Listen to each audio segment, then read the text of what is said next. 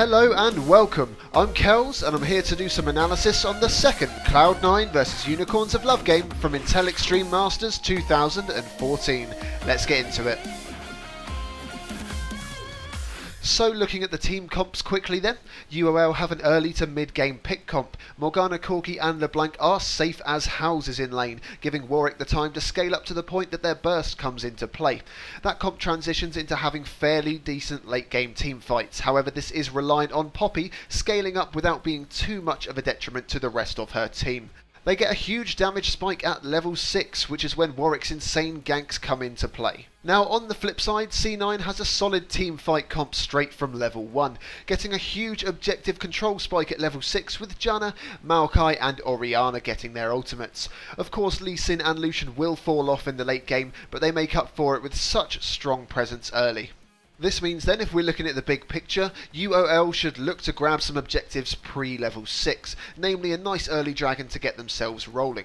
Following this, it's all about making picks and counter-engaging the C9 onslaught. They don't want to push too hard into 5v5 team fights, and instead let C9 come to them and use up their engage first. Cloud9 on the other hand would love a hard engage from Lee or Maokai, preferably with an Orianna ball to top things off. When they get low or when the Unicorns get their Poppy or Warwick on the C9 carries, Janna can disengage and reset the team fight for them. So if worse comes to worse for C9, what they want to do is engage, and if the Unicorns re-engage upon them, Janna resets the fight so C9 can re-engage exactly how they wanted the fight in the first place. The danger is from the backline diving Warwick and Poppy. If they can stop the Warwick ult and force Poppy away from their carries while her ult is up, it negates a large portion of their damage and gives C9 a huge advantage. Into the game then, and just like in game 1 we get some regular lanes. Meteos does come top as usual and forces Poppy back to the tower following his gank. Meanwhile, Orianna actually forces LeBlanc back to tower in some solo action. Warwick is power leveling to 6 as expected, until he decides to pay a visit mid lane and collides with Lee Sin on the way. Now watch as Cloud9's mid and jungle combo hold UOL's mid and jungle combo where they are for as long as possible, as they know the longer they can delay Warwick's level 6, the more time they're going to have to level up their Maokai and Janna for objective fights. Namely, if there's a Janna around, Warwick will get blown straight out of his ultimate in any team fights. To put it in another perspective, if both mid and jungle pairs stayed at level 4 when a dragon fight comes around, Lee Sin and Orianna will have much more presence than a LeBlanc and Warwick will. This pressure on Warwick continues as Janna does roam up with Lee Sin. They force a flash out of the wolf in his own jungle. Now not only does this slow his levelling down even more, it's now removed the possibility of a flash ult from Warwick in the next 5 minutes. Lee Sin takes the top scuttle crab before he heads into the enemy jungle for a mid lane dive on LeBlanc. Now the crab's vision covers the top jungle entrance in case Poppy comes down to trap him. What he does not do however is check for Warwick on this side of the jungle, as far as he's concerned, he gains more from sneaking through to LB as opposed to just fighting Warwick and having Warwick back off. Unfortunately for the blind monk, this does backfire as LeBlanc dodges his Q, alerting Warwick, and they force a flash from Lee Sin to guarantee his escape. Now while that would have been a nice little prize for the UOL boys, LeBlanc does actually blow her flash in the first place to get over the wall, so it does actually make the trade even. Suddenly everything kicks up a gear as the Unicorns decide to get a pick on High now that Warwick is level 6, and High is only at half health in the mid lane. Immediately Janna and Lee Sin do flank in however, along with the Maokai TP from the top lane. All of this scares the LeBlanc off and she has to leave Warwick to die on his own. So looking back at this in hindsight now, although the Maokai teleport was cancelled by Poppy in the top lane, the threat of jumping into 4 champions was just too risky and the correct decision was made by LeBlanc here to not just feed 2 kills, and they left it at the minimum of 1. Now unfortunately for the Unicorns, Cloud9 does not stop there and they punish them further by taking the blue buff. Now there is a lapse in judgment here as LeBlanc does see Janna and Lee coming up the river, but still the Unicorns try to burst down High in the mid lane with a flash ult from Warwick. Lee and Janna react immediately and Meteos picks up the double kill in response for just 1 kill on Power of Evil's LeBlanc.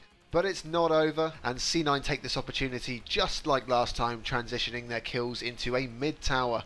Now Cloud9's bot lane take their tier 1 tower, and as the junglers mirror each other's paths down the centre of the map, they butt heads and everything escalates from there as Poppy teleports down, followed closely by Bulls. A flash ult from Morgana spreads panic among the C9 players, and they all back off, pulling the centre of the fight away from Bulls' teleport location and towards where Poppy's coming in. So when both top lane players appear, Poppy is in the centre of the fight and simply has to clean up the C9 bot lane, followed by a clean-up of Bulls and Meteos by the remainder of the Unicorns of Love. Let's do a quick rewind then and have a look at the minimap. When it's clear the fight is lost, Hai does a 180 and makes the most of his free time mid, pushing to tower and taking the enemy blue buff. So with Dragon up, this wasn't the best play by Cloud9. Meteos was there to secure the escape for his bot lane, not initiate a fight that they knew Hai could never be a part of when he's going to be zoned out by LeBlanc.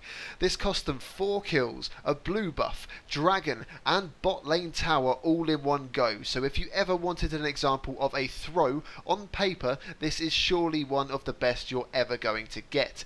Now just to make a real quick point before that does confuse people, a throw is classified as throwing your advantage. It does not have to mean throwing the entire game, and as you can tell, both teams still have a long way to go in this match.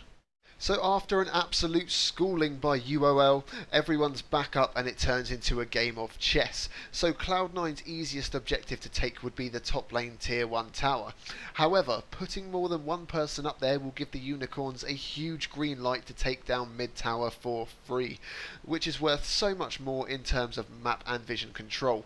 This means that Cloud9 are happy to stall out and farm up, waiting for either a mistake from the Unicorns or the next dragon to spawn. Now the Unicorns, however, have two choices here when it comes to straight up objectives. They don't want to lose their last tier 3 tower in the top lane, however they have a bullseye on the tier 1 mid lane tower from Cloud9. Their best move here is to move up into the top jungle of Cloud9, ward up and hold position there. This will force Maokai to fall back to prevent a dive, while holding off any support from the rest of his team. On top of that, this forces pressure on the Cloud9 mid tower, making the boys in blue sit back and wave clear until they can get some proper vision down. Instead, we get a little rough and tumble in the mid lane, but nothing too spectacular. Orianna shows herself bot lane and UOL take the 4v2 advantage mid lane to get a free tower.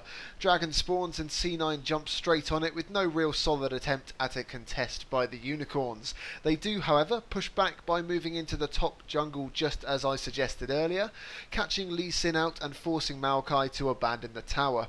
They do keep pushing, however, ignoring Lucian's solo push in the bot lane.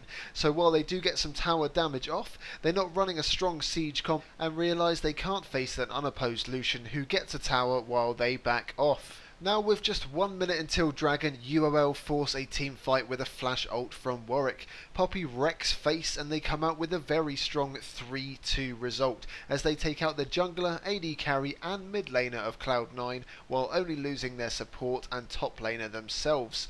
Now with this advantage, ideally you should look to have LeBlanc back, pick up some wards and cover the jungle area ready for Dragon, all while Warwick uses Hunter's Call to boost Corki's DPS and together they take a chunk out of the mid tower. Instead, the opportunity is wasted and Maokai forces them off by himself, proving his bite is just as devastating as his bark.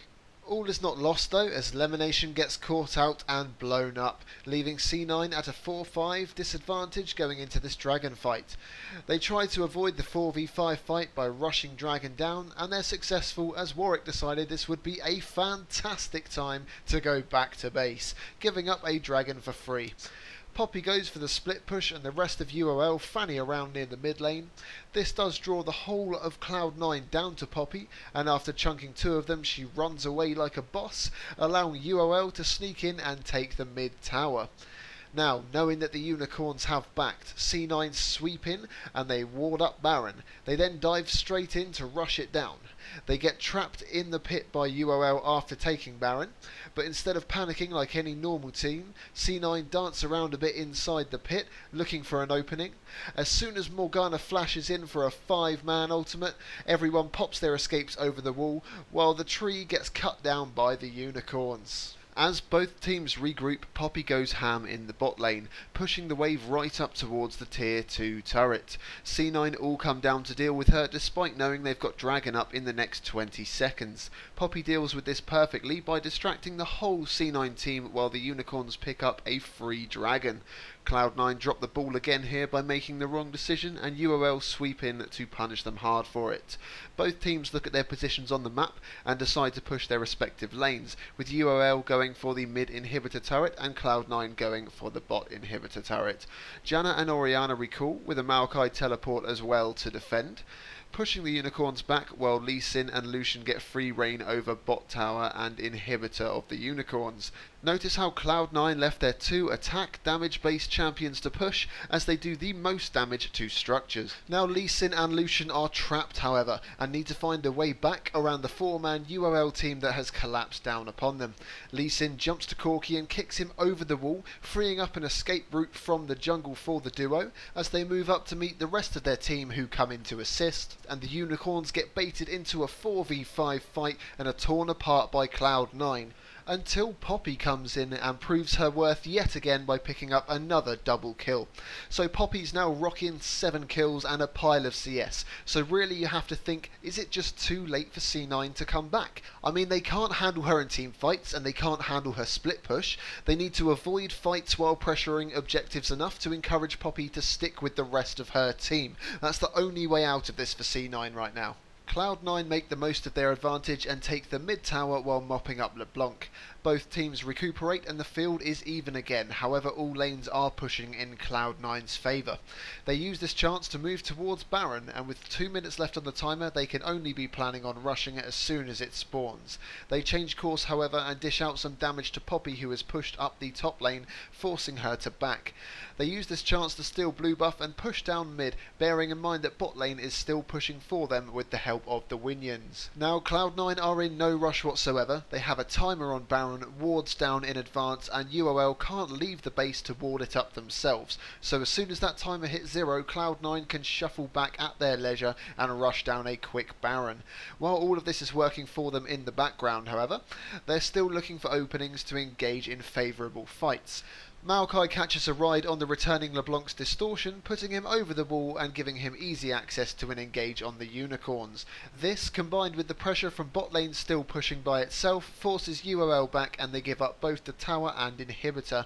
Having caught out and killed both of the main UOL damage dealers in this process, Cloud9 throw their cards down and they push for victory. That is until Poppy fights back, forcing C9 to back off for the duration of her ultimate. It's not enough however, and as soon as that window opens and Poppy's ultimate goes on cooldown, they push through for the win. So looking back at the whole game, mistakes were made by both sides. Cloud9 showed their strength in pulling something from nothing, and UOL really stepped up and showed that they will punish you hard for your mistakes. Thanks for watching the second analysis video that I've uploaded. Please feel free to give all feedback, whether it's good, bad, supportive, abusive, absolutely anything. I've taken on board all of the comments from last time and tried my best to adapt to what you've told me that you want to see. So finally, please hit that subscribe button or follow me on Twitter at KellzLol if you like the video. Thanks for giving me the time of day, and hopefully I will see you next time.